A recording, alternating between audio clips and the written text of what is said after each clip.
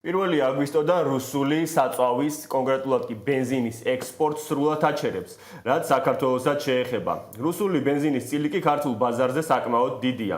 Როგორ შეიძლება აისახოს ეს პროცესი ქართულ საწვავის ბაზარზე და რამდენად უნდა ველოდოთ საწვავის ფასების გაძვირებას? თემაზე სასაუბროთ პირდაპირ ეთერში ნავთობ იმპორტიორთა ასოციაციის ხელმძღვანელი ვახტანგ გიობაშვილი გვერდება. ბატონო ვახტანგ, მოგესალმებით და მადლობა მობრძანებისთვის. მოგესალმებით და მინდა ესე ვთქვათ ჩვენი მაყურებელი დავაწყნარო იმ ესე ვთქვათ განცხადებებით, რომ ეს არ არის ახალი. ეს არ ახალია რუსეთის მხრიდან. ძალიან ხშირად გაუკეთებია რუსეთს ესე რომ დაუკეტია ეგრეთ წოდებული თავისი ონკანები, მაგრამ მინდა გითხრათ, რომ მაინც შემოდიოდა დაგეტილი ონკანებიდან რუსეთის მხრიდან მაინც შემოდიოდა საწვავი საქართველოში და არაფერი ისეთი ჩვენ ბაზარზე არაფერი არ მომხდარა ისეთი რაც თქვა გააძვირებს ბაზარს. აუცილებლად შევეხებით ალტერნატიულ წყაროებს, ბაზარი რამდენად მოასწრებს გადაწყობას ამ საკითხსაც, რა თქმა უნდა შევეხებით, აუცილებლად შევეხებით ჩვენი მაყურებლისათვის ერთ-ერთ საინტერესო თემას ფასებსაც, თუმცა მანამდე ალბათ ასევე საინტერესო იქნება შევეხოთ მიმდინარე, თქვენ სწორად აღნიშნეთ, ნამდვილად ეს პირველი შემთხვევა არ არის ამ მიმართულებით, ამ ეტაპისათვის რამდენიმე ვარიანტი არსებობს თუ რატომ გადაწყვიტა და მიიღო ეს გადაწყვეტილება რუსეთმა. საინტერესოა სექტორის პოზიცია. ამ ეტაპზე რა გახდა ამ გადაწყვეტილების მიზეზი? საერთოდ თუ ჩვენ კარგად დავაკვირდებით რუსულ პოლიტიკას, თვითონ რუსეთში შეიქმნა დეფიციტი. ეხლა თუ ვინმე არ აქცევს იმას ყურადღებას, რომ უკრაინის მხრიდან დრონები პირდაპირ დამიზნებაში ესე ვთქვათ ასრულებენ თავიანთ დავალებას ნავთობ გადამამუშავებელ ქარხნებზე, საერთოდ სანავთობო ესე ვთქვათ წყაროებზე, ადვილი მისახვედრია ის, რომ დეფიციტი შეექმნა შიგა ბაზარზე. მე ამას აქვს თავისი გაგრძელება. არსებობს ქვეყნები ანუ პირდაპირ ვთქვათ შუააზიური ქვეყნები, რომლებიც არიან ევრაზიული კავშირის ესე ვთქვათ წევრები, რომლებიც არიან, რომელსაც ვერ შეუწყვიტავს. ანუ შუააზიურ ქვეყნებს ვერ შეუწყვიტავს საწვავს, იმიტომ რომ მათ აქვთ ის ესე ვთქვათ ხელშეკრულებები გაფორმებული, უნდა მისცეს უფრო იაფად და უნდა მისცეს რეგულარულად. აქედან გამომდინარე ჩვენ არც არაფერი დაგვაკლებია და მინდა დაგარწმუნოთ, რომ არც არაფერი დაგვაკლდება. კი ბატონო, ანუ ბაზარი შეიძლება თუ პრინციპში ასევე მაყურებელს აუხსნათ, რომ დღეს რუსული საწვავის გარდა რამდენიმე მიმწოდებელი ყავს საქართველოს. ბაზარი მთლიანად არის ესე ვთქვათ კონტროლირებადი. მე მინდა გითხრათ, რომ რუსეთის გარდა ჩვენს ქვეყანაში არის ბულგარული მოწოდება, ანუ ბულგარეთში არის ლუკოილის ქარხნები. არის რუმინული მოწოდება, რომპეტროლი, ეს მის საკუთარია ეს ქარხნები, არის საბერძნეთიდან, არის ესე ვთქვათ ბელორუსიიდან, ჩვეულებრივად. კი ბატონო, თქვენ ძალიან საინტერესო გარემოებას შეეხეთ და მინდა მიუბრუნდეთ ამ საკითხს. როდესაც რუსეთი აღნიშნულ შეზღუდვას აწესებს, გარკვეული წყაროებით მაინც ხერხდება საწვავის შემოტანა. საინტერესო არის რა წყაროებით შემოდის და იგივე რა ალტერნატივები არის რუსული საწვავის შემოტანის აკრძალვის შემთხვევაში. მე რუსული, რა ქვია, ალტერნატივა არის იგივე მეზობელი ქვეყანა ვთქვათ ბელორუსია. ჩვეულებრივად მოდის ვაგონებით, არც რუსული რკინიგზა არ ზღუდავს იმ ბელორუსულ ასე ვთქვათ ექსპორტებს, რა ქვია, საქართველოში და ასევე გვაქვს ზღვიდან შემოსატანი, ესე ვთქვათ, ბევრი წყარო, იგივე ბულგარეთი, რუმინეთი, საბერძნეთიდან შეგვიძლია ავიღოთ. თქვენ მოგეხსენებათ, რომ ის ყველაზე მოხმარებადი საწვავი, რომელიც აგვაქვს ჩვენ ქვეყანაში, რეგულარის ტიპის საწვავი, ანუ 92 ოქტანობის, ამას ევროპა არ ხმარობს. და ეს უნდა ვთქვათ, და ეს იცის მომხმარებელმა.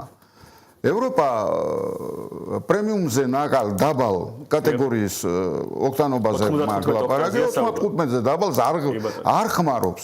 ჩვენ ვხმარობთ ყოფილი საბჭოთა ქვეყნები, ჩვენ ვხმარობთ ეს თავის დროზე იყო იმიტომ გაკეთებული რომ მოგეხსენებათ რომ საბჭოთა მანქანების ბევრი იყო ჩვენს ქვეყანაში და ის დაბალი კატეგორიის ავტომობილები რა აი ანუ ავტოპარკი არ იყო იმ დონის რომ ჩვენ მაინცა და მაინც 95 ოქტანზე გაგახსოვთ და ანუ 95-ზე და ასე შემდეგ და ასე შემდეგ მე მინდა გითხრათ რომ ჩვენ გვაქვს აზერბაიჯანი ჩვენი საუკეთესო მეგობარია და კარგი პარტნიორია პირდაპირ ვიტყვი რომ საუკეთესო რა ეხლა აზერბაიჯანიდან მოდის უწყვეტად მოდის ვთქვათ დიზელის საწვავი მოდის რუსეთიდანაც არა გვაქვს ჩვენ არსად ესე ვთქვათ ისეთი სიტუაცია რომ აი რაიმე შექმნას ჩვენთან ცუდი უარყოფითი რომელიც არ მოგცემს ის მოგცემს სხვა ეს ბიზნესია და ჩვენ გვყავს ისეთი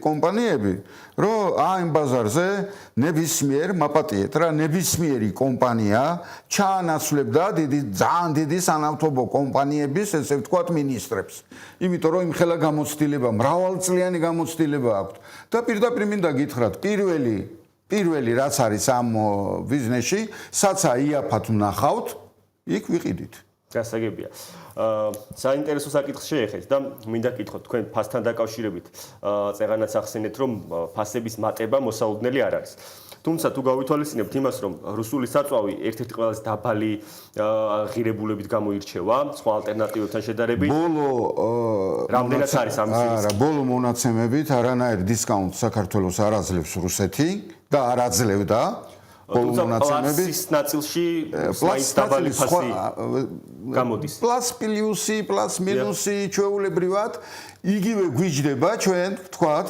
და ფასი იდენტურია რაც მოდის ბულგარეთიდან და საიდანაც ჩვენ შემოგვაქვს დიდი რაოდენობით ვთქვათ საწვავი ხო არანაირი გავლენას სხვა საქმეა რყევები სანავთობო ბაზარზე აი პლუს მინუსით რყევები რაღაც პატარ-პატარა რყევები 5 თეთრიანი რყევები აი თუნდაც 10 თეთრიანი რყევები არსებობს ეს უკვე დამოკიდებულია საერთაშორისო სანავთობო ბაზრების ბირჟებზე და ასე შემდეგ მე პირდაპირ მინდა გითხრათ რომ რუსეთი ამას რატო აკეთებს არა იმიტომ მერწმუნეთ რომ არა იმიტომ რომ ჩვენ რამე დაგვიშავდეს არა იმიტომ რომ ჩვენი ბაზარი ჩამოიშვა არავითარ შემთხვევაში თვითონ აქვს დეფიციტი თქვენ მოგხსენებათ რომ ზაფხულის პირობებში მოხმარება იმატებს და თვითონ შეექმნა ეს მიწოდებაც და ყველაფერზე და შეექმნა დეფიციტი აქედან გამომდინარე მინდა დავარწმუნო ჩვენი მომხმარებელი ყველა ასეთი რყევები ყოველთვის იყო და ყოველთვის იქნება კი ბატონო, რადგან რყევებს შევეხეთ, გასულ კვირაში გქონდა ადგილობრივ ბაზარზე რიგ შემთხვევებში ფასის ცვალებადობა. საინტერესოა ეს გარემოებაც ახსნათ, რას უკავშირდებოდა და შემდეგ აუცილებლად მინდა კითხოთ საერთაშორისო ბირჟებში. ჩვენ ვართ ორ ძალიან მნიშვნელოვან ფაქტორზე დამოკიდებული რა. პირველი მე ამას აღნიშნავდი იმით, რომ ჩვენი ესე ვთქვათ სავაჭრო ესე ვთქვათ ფინანსი არის ლარი. ანუ ჩვენ ვყიდულობთ დოლარით და ვყიდით ლარზე, შიგა ბაზარზე. ამიტომ დოლარისა და ლარის ურთიერთობა ერთმანეთში, რაც უფრო სტაბილური იქნება ჩვენი ბაზარი სტაბილური. ეხლა ვთქვათ ამ წუთში ლარი სტაბილურია და დიდი რყევები მოსალოდნელი არ არის. და ეს იყო პატარ-პატარა ცვალებადობა იყო საერთაშორისო სანავთობო ესე ვთქვათ ბირჟებზე და მოლოდინები და მინდა გითხრათ რომ ზოგიერთი კი ცდილობს რომ უთხრას საზოგადოებას რომ პოლიტიკა და ბიზნესი გამიჯნულია პოლიტიკა და ბიზნესი არაფერს ურთიერთობაში არ არის მე პირიქით ვიტყვი პოლიტიკის გარეშე არც ბიზნესი არსებობს და არც არაფერი არ ყოველ შემთხვევაში ბოლო ესე ვთქვათ წლებში ჩვენ კარგად დავინახეთ პოლიტიკა იქნება სტაბილური იქნება მსოფლიოში და საერთოდ სამყაროში მშვიდობა მე მერწმუნეთ მე ვამბობ აი სრული პასუხისგებლობით იქნება სტაბილურობა ყველა ბაზარზე და ყველა პროდუქტზე. კი ბატონო ვახტანგ, ცოტა დრო დაგვრჩა და აუცილებლად მინდა გითხოთ საერთაშორისო ბაზრებზე ზეგავლენა, პლაცის ფასზე ზეგავლენა მინდა გითხოთ ამ უკანასკნელი აკრძალვის, რომელიც რუსეთმა გამოიტანა და რომელზეც ვისაუბრეთ დასაწყისში, რუსული საწვავის ექსპორტის, რუსული ბენზინის ექსპორტის აკრძალვა პლაცის ფასზე რა ზეგავლენას მოახდენს და ზოგადად რა პროპორციის ასახვას ელოდებით. თუ როგორ გავლენას მოახდენს ეს მოდით ვთქვათ, რომ რუსებმა ესე ვთქვათ, იფიქრონ ამაზე. ძალიან ცუდ გავლენას მოახდენს, იმიტომ რომ თვითონ ჭრის იმ ესე ვთქვათ წყაროებს, რაზეც თვითონ არის ფაქტიურად დამოკიდებული. რაზეც თვითონ არის ესე ვთქვათ დამოკიდებული, ხომ? ეხლა ყველა კომპანიას აქვს უფლება, თქვენ მოგეხსენებათ, რომ ჩვენთან ბიზნესი თავისუფალია, ჩვენთან ბიზნესს არეგულირებს საბაზრო ეკონომიკა და ვერავინ ვერ შეერევა და ვერავინ ვერ ეტყვის ბიზნესს, რო გინდა თუ არა ამ ქვეყნიდან შემოიტანე და არა ამ ქვეყნიდან, არა იმ ქვეყნიდან, არა. საცა იაფს ნახავს პროდუქტს, მას აქვს ამის სრული თავისუფლება. ყველა კომპანიას შეუძლია სადაც უნდა იქ იყიდოს და იქიდან შემოიტანს. რაც უფრო იაფად იშოვის, უფრო რენტაბელური იქნება მისი, ესე ვთქვათ, ბიზნესი, ხო?